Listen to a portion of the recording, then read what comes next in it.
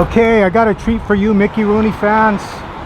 I'm going to take you to where he lived from 1925 to 1932, thereabouts. He lived at 762 North Hoover Street. But before I go there, I want to get this shot of what the great Mickey Rooney, or what he, as he was known back then, Joseph Yule Jr., what he would have seen getting up in the morning looking for bit parts, until he scored with the Mickey McGuire series, where he ended up doing 78. He ended up doing 78 Mickey McGuire shorts until I guess 1934. I haven't been able to get exactly when those ended or when he quit and he signed up. He signed up with MGM in 1934. So I got, for you fans, where he lived from 1934 to 1938 out of the old city directory, and as you can see, the original buildings are still here. But I thought this would be a great metaphor for what this man did for film history and what he would have seen, I guess, getting up from 5 years old until maybe like 12 years old. Now, the way I got this address was from the old city directories, and also from the census that was taken on April 3rd, 1930. It listed his name as Joseph Yule Jr., a child actor, and his mother was the manager of a tourist home. So I'm not quite sure in this building if this was the tourist home that Nellie, who was 31 at the time, was managing.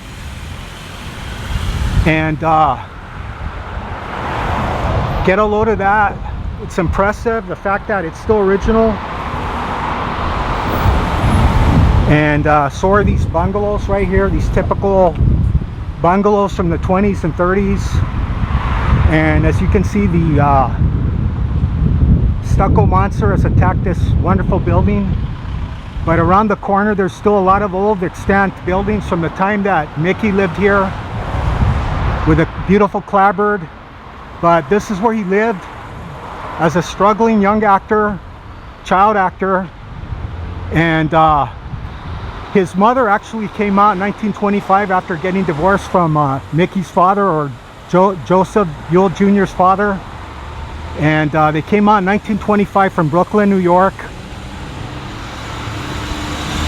And he ended up scoring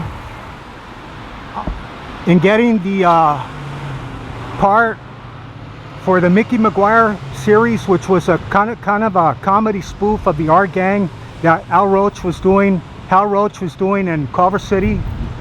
And she actually came out because she wanted him to star in the get a bit part in the HAL Roach R Gang series, which HAL Roach wanted to hire him, and he was going to pay him $5, I think, a week.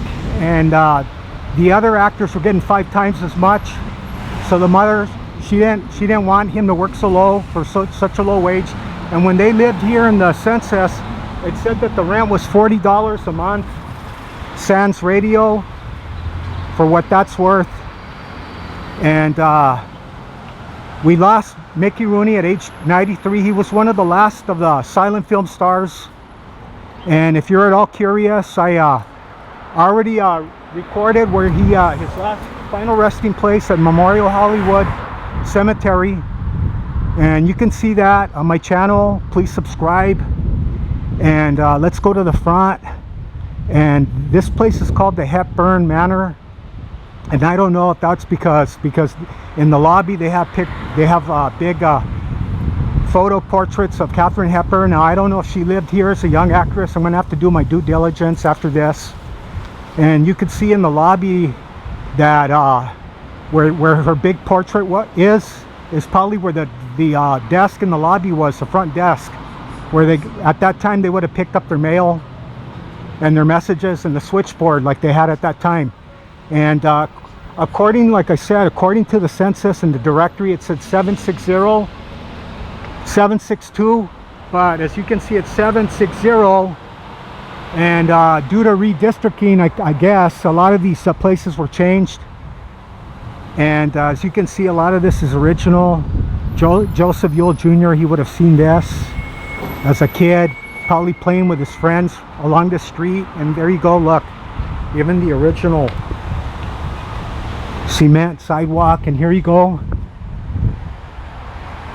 And a lot of these places that I film, a lot of these places were changed their addresses, and that's probably where the front desk was, right there. And then as you can see right there, it says Hepburn Manor. So I'm gonna have to check that out. But she probably moved here, Nellie, because it reminded her of New York, Manhattan. What with this resembling the Flatiron Building in Manhattan. And wow, thankfully it's still here.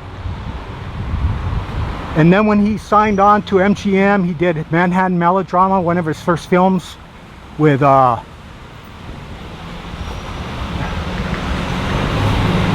Clark Gable and William Powell.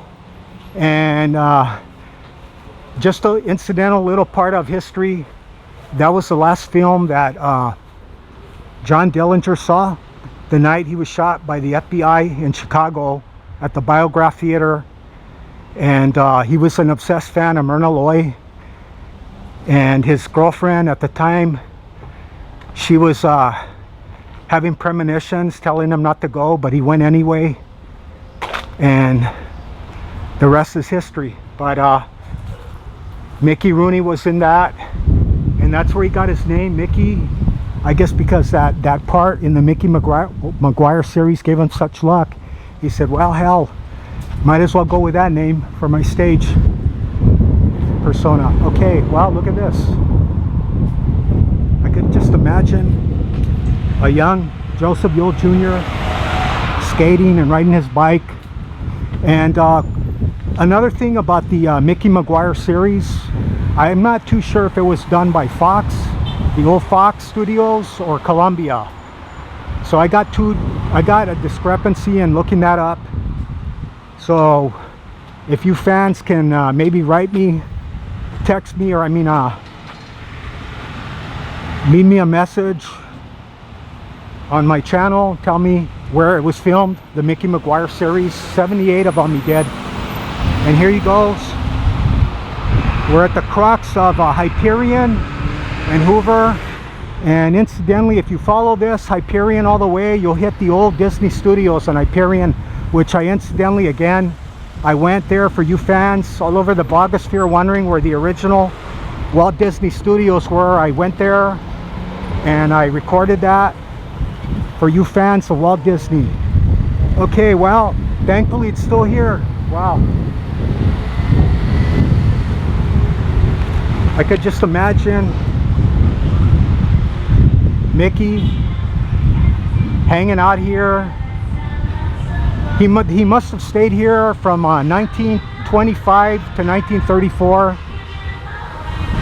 And I also got where he lived from 1934 to 1938 in the city directories. So let's head on out on this Mickey Rooney virtual tour. Okay, well, this fellow brought so much happiness to the world. Thank you, Mickey, wherever you're at.